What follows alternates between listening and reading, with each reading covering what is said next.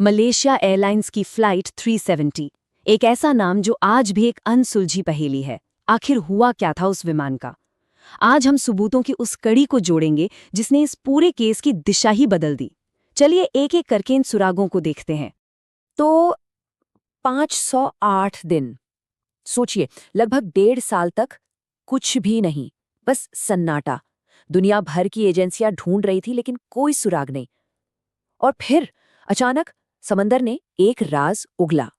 ये कहानी का पहला हिस्सा है और शायद सबसे अहम, समंदर से मिला वो पहला सुराग। चलिए देखते हैं कि इस एक छोटे से टुकड़े ने हमें क्या-क्या बता दिया। तो तारीख थी 29 जुलाई 2015, जगह रियूनियन आइलैंड का एक बीच। वहां कुछ लोगों को विमान के पंख जैसा एक बड़ा सा टुकड़ा मिला। अब देखिए, प्लेन गायब हुआ था मार्च 2014 में, मतलब 1 साल से भी ज्यादा का वक्त बीत चुका था। ये पहली पहली बार था कि कोई ठोस चीज हाथ लगी थी। और बस कुछ ही दिनों के अंदर वो कन्फर्मेशन आ गया जिसका सब इंतजार कर रहे थे। और ये कोई अटकल नहीं थी, ये मलेशिया के प्रधानमंत्री का ऑफिशियल बयान था। सोचिए, इतने महीनों की थ्योरीज और अंदाजों के बाद ये पहला पहला ठोस सबूत था, एक असली टुकड़ा। इसी एक पल ने पूरी जांच को एक नई और सही दिशा दी। पर ये टुकड़ा सिर्फ ये नहीं बता रहा था कि वो MH370 का है, ये कुछ और भी बता रहा था। ये असल में पंख का एक फ्लैप था। अब देखिए, जब प्लेन लैंड करता है तो पायलट इन फ्लैप्स को एक खास पोजीशन में रखता है, लेकिन ये फ्लैप वैसी पोजीशन में नहीं था। ये उस पोजीशन में था जब प्लेन हवा में तेजी से उड़ रहा होता है, मतलब सॉफ्ट था। प्लेन ने कंट्रोल में रहकर पानी पर लैंडिंग करने की कोशिश नहीं की। ये एक बहुत तेज अनकंट्रोल्ड क्रैश था। अब यहाँ एक बहुत बड़ा सवाल खड़ा होता है। अगर मलबा अफ्रीका के पास मिला तो फिर सर्च ऑपरेशन ऑस्ट्रेलिया के पास क्यों चल रहा था? है ना अजीब? चलिए इस गुत्थी को सुलझाते हैं, जिसका जवाब समंदर की लहरों में ही था। यही तो सबसे बड़ी कंफ्यूजन थी। टुकड़ा मिला है हिंद महासागर के एक किनारे और खोज हो रही है हजारों किलोमीटर दूर दूसरे किनारे। ऐसा कैसे हो सकता है? जवाब एक शब्द में है, करंट्स, मतलब समंदर की धाराएं। तो साइंटिस्ट्स ने क्या किया? उन्होंने एक तरह से समय को पीछे घुमाया। उन्होंने देखा कि रियूनियन आइलैंड पर अगर कोई चीज पहुंची है तो वो समंदर की धाराओं में बहते हुए कहाँ से शुरू हुई होगी। इसके लिए बहुत कॉम्प्लेक्स कंप्यूटर मॉडल्स का इस्तेमाल किया गया और इस वर्चुअल टाइम ट्रैवल ने उन्हें सीधे दक्षिणी हिंद महासागर के एक बहुत बड़े लेकिन खास इलाके तक पहुंचा दिया। तो ये तो हुई मलबे की बात, लेकिन मलबा मिलने से काफी पहले भी इन्वेस्टिगेटर्स के पास एक और सुराग था। एक ऐसा सुराग जो दिखाई नहीं देता था, एक डिजिटल घोस्ट। असल सवाल तो यही है ना, कि जब कोई मलबा मिला ही नहीं था तो आखिर सर्च टीम्स को कैसे पता चला कि उन्हें दुनिया के इतने बड़े और सुनसान समंदर में खोजना है? इसका जवाब है सैटेलाइट से मिले कुछ सिग्नल्स में। इसे कहते हैं सैटेलाइट हैंडशेक।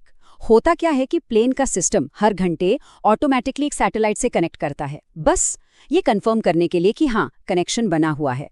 आप इसे एक डिजिटल हार्टबीट की तरह समझ सकते हैं, एक पिंग जो बस इतना कहता है, मैं अभी भी एक्टिव हूं।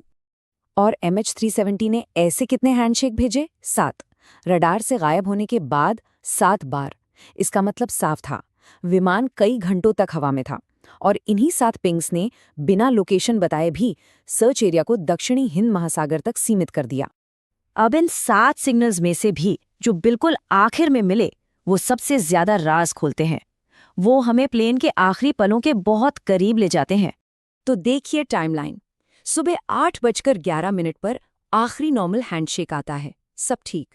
लेकिन फिर सिर्फ 8 मिनट बाद 8:19 पर एक बहुत ही अजीब अधूरा सिग्नल आता है। ये एक लॉग ऑन रिक्वेस्ट थी, मतलब सिस्टम दोबारा नेटवर्क से जुड़ने की कोशिश कर रहा था। और इसके बाद कुछ नहीं, पूरी तरह खामोशी। तो ये अधूरा सिग्नल, ये लॉग ऑन रिक्वेस्ट, इसका क्या मतलब हो सकता है? इन्वेस्टिगेटर्स के लिए ये शायद अब तक का सबसे बड़ा सुराग था। ये एक ही चीज की तरफ इशारा कर रहा था, एक पावर आउटेज। देखिए, सैटेलाइट का कम्युनिकेशन सिस्टम खुद से लॉग ऑन करने की कोशिश क्यों करेगा? ऐसा तभी होता है जब वो बंद होके दोबारा स्टार्ट हो, मतलब रीबूट हो। और एक उड़ते हुए प्लेन में सिस्टम रीबूट क्यों होगा? जब उसकी पावर सप्लाई कटे। और पावर सप्लाई क्यों कटेगी? सबसे मजबूत थ्योरी यही है कि प्लेन का फ्यूल खत्म हो गया था। फ्यूल खत्म, इंजन बंद, पावर कट और फिर प्लेन का नीचे गिरना। तो चलिए अब तक के सारे सुरागों को एक साथ रखते हैं। हमारे पास सैटेलाइट के डिजिटल पिंग्स हैं, हमारे पास समंदर की धाराओं का मॉडल है और हमारे पास प्लेन का एक असली टुकड़ा है। ये सब एक दूसरे से जुड़ते हैं, एक कहानी बताते हैं, लेकिन कहानी का आखिरी चैप्टर अभी भी गायब है। ये एक कमाल की लॉजिकल चेन है। आखिरी पिंग्स ने बताया कि प्लेन क्यों गिरा, क्योंकि फ्यूल खत्म हो गया। मलबे के टुकड़े ने बताया कि प्लेन कैसे गिरा, एक तेज अनकंट्रोल्ड क्रैश में। और समंदर की धाराओं ने उस मलबे को वापस ट्रैक करके बताया कि प्लेन कहाँ गिरा होगा। सारे सबूत एक ही दिशा में इशारा कर रहे हैं। तो हमारे पास क्रैश की वजह है, क्रैश का तरीका है और एक संभावित लोकेशन भी है। सब कुछ है सिवाय उस प्लेन के। मुख्य मलबा और उसमें सवार 299 लोग आज भी नहीं मिले। और यही हमें एविएशन के सबसे बड़े सवाल पर लाकर छोड़ देता है। क्या यह रहस्य कभी